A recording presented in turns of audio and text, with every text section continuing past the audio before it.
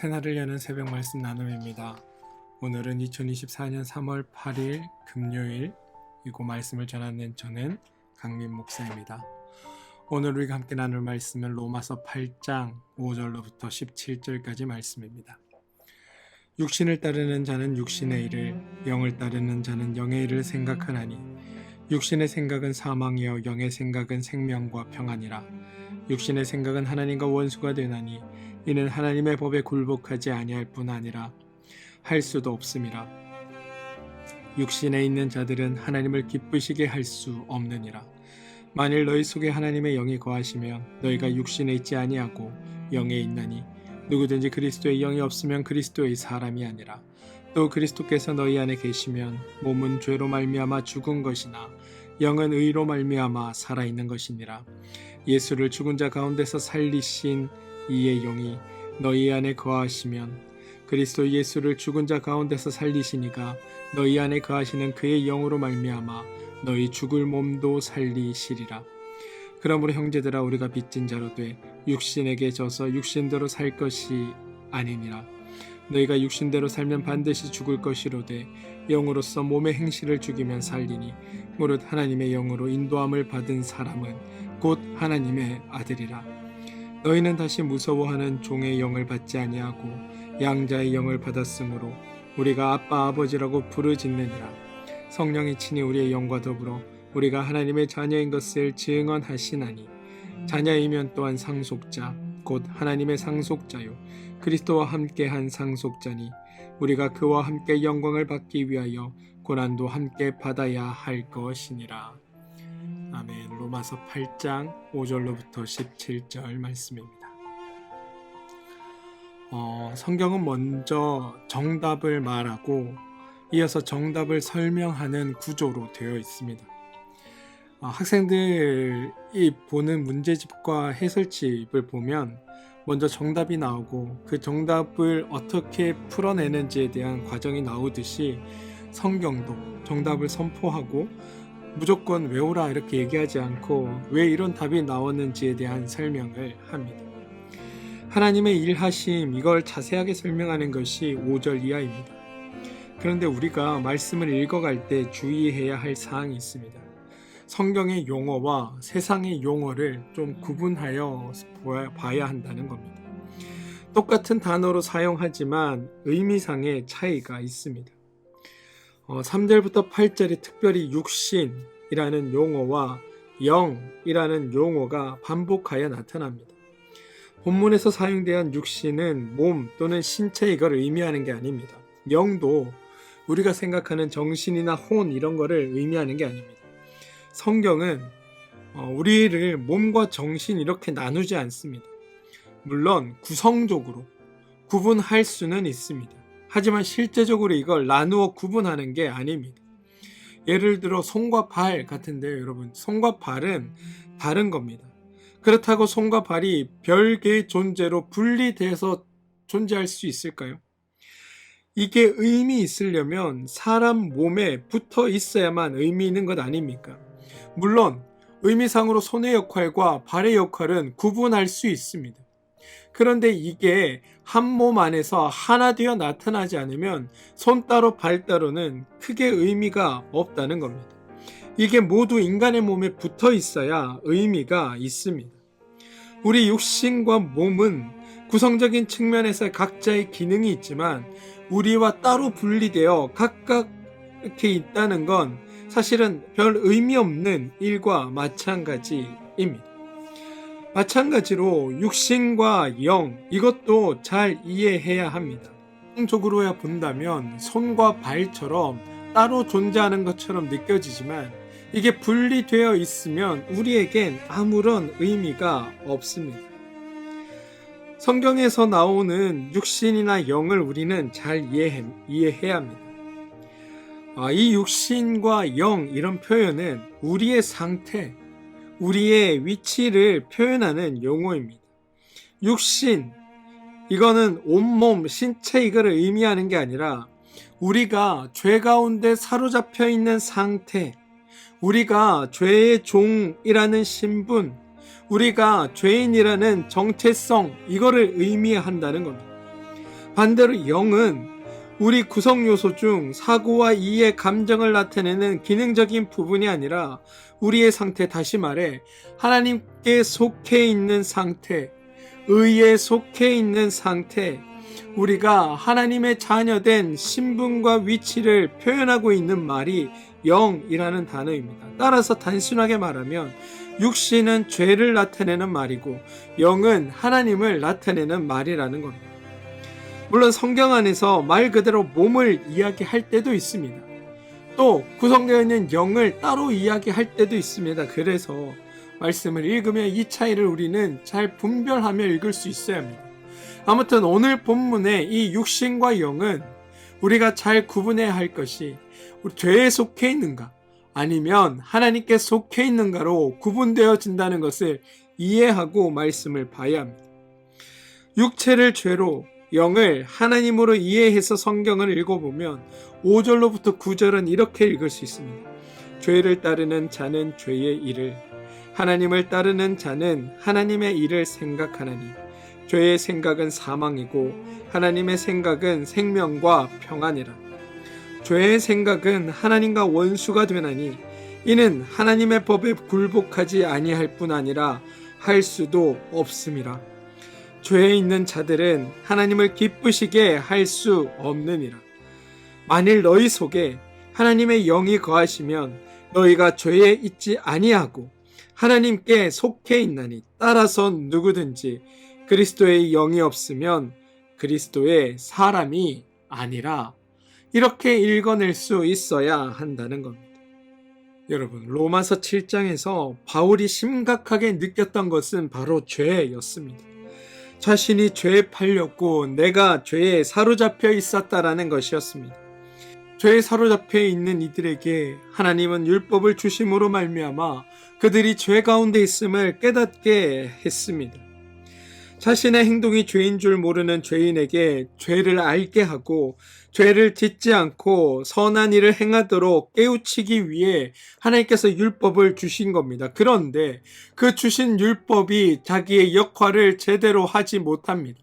아니, 율법은 자신의 역할을 했습니다. 하지만 사단이 율법을 적용하는 인간을 다시금 미혹시켜 그 율법을 다른 사람을 판단하고 나누고 구분하는 잣대로 사용하기 시작했다는 겁니다.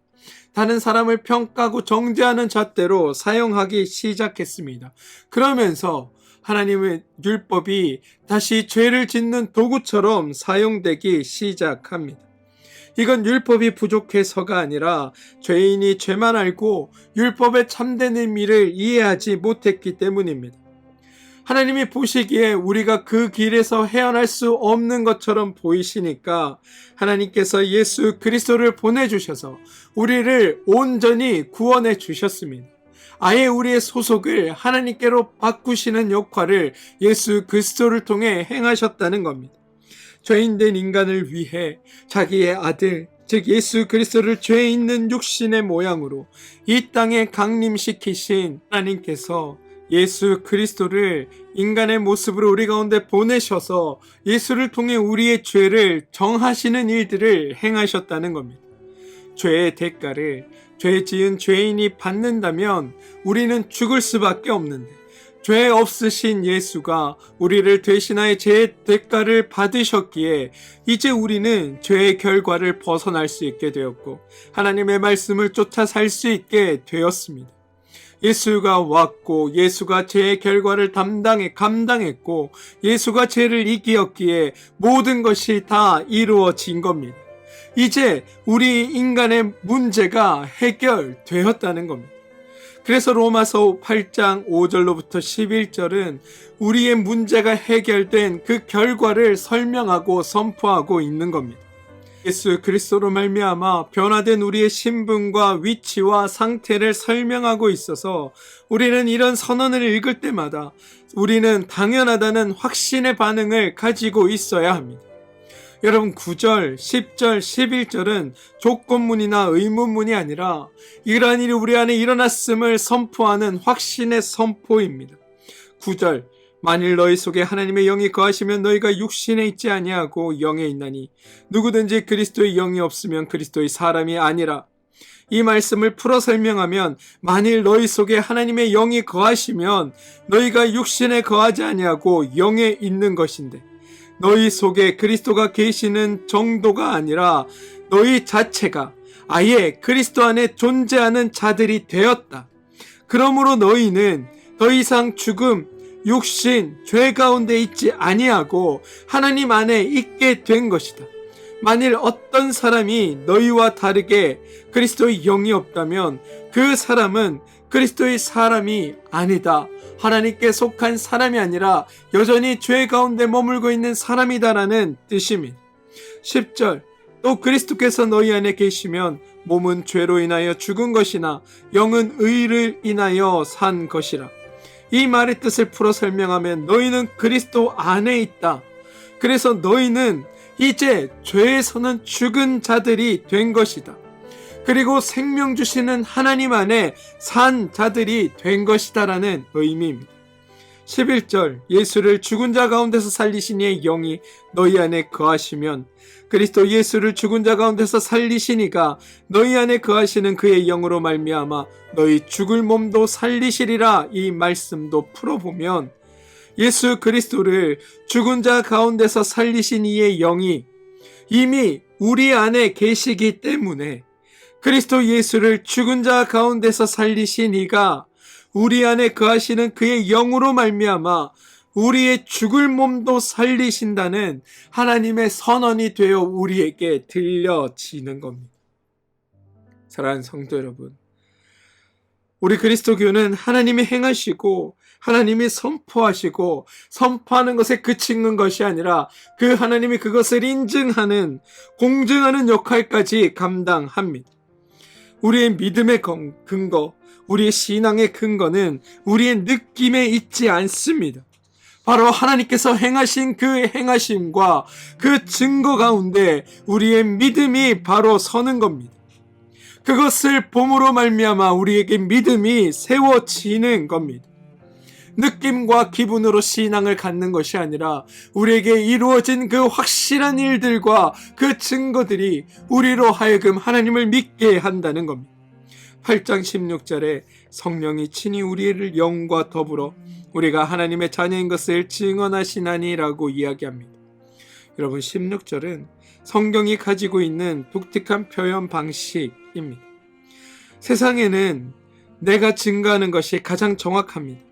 주변에서 아무리 증명을 해도 내게 확신이 들지 않으면 우리는 여전히 의심하고 그것을 넘어설 수 없습니다. 그런데 성경은 우리가 어떻게 느끼고 생각하는지를 묻지 않습니다. 하나님께서 선포하시고 성령이 친히 그 일을 증언하십니다. 우리를 위한 계획을 여러분 하나님이 세우셨습니다. 그리고 그 계획을 하나님이 진행하셨습니다. 그리고 그 진행하시는 그 결과를 하나님께서 직접 만들어 내셨습니다. 그리고 그 결과들이고 이루어지고 완성되었다고 성령을 통해 선포하는 일도 하나님께서 직접 하신 겁니다. 그리고 그 결과가 분명하다고 성령을 통해 증언하시고 하나님께서 우리에게 다시 한번 말씀하고 계시다는 겁니다. 하나님이 행하시고 하나님이 선포하시고 하나님이 인증하시는 것. 그게 우리가 믿으면서 흔들리지 않고 주님 안에 온전히 기뻐할 수 있는 까닭입니다. 돌아보면 여러분, 우리는 하나님을 향해 우리를 구원해달라고 먼저 요청하지 않았습니다. 계획하시고 사역하시고 인치시는 모든 과정을 하나님이 하신 겁니다. 우리는 그렇게 은혜 받은 자들입니다. 하나님의 일하심의 결과로 우리는 이루어졌고 완성에 도착해 있는 겁니다. 이제 우리가 해야 할 일은 하나님이 나를 구원하셨다는 그 사실을 알고 내가 새로운 존재가 되었다는 사실을 깨닫고 내가 그리스도 안에 있게 되었다는 사실을 알고 그 상태 속에서 그 삶을 누리며 살아가는 일입니다. 바라기는 우리 모두가 새로운 존재가 되었음을 깨닫고 우리가 하나님 안에서 새로운 존재로서의 삶을 누리며 살아가는, 그래서 주님이 주시는 그 기쁨과 행복 속에 온전히 감사하며 살아가게 되는 우리 모두가 되기를 주님의 이름으로 축원드립니다. 함께 기도하겠습니다. 주님, 우리를 향해 세우신 하나님의 그 계획이 이루어졌음을 봅니다. 이제 우리는 새로운 존재, 하나님께 속한 자들이 되었습니다. 이 사실을 기억하게 하시고 하나님께 속한 자들로 살아가는 우리가 되게 하여 주시옵소서. 예수님의 이름으로 기도합니다. 아멘.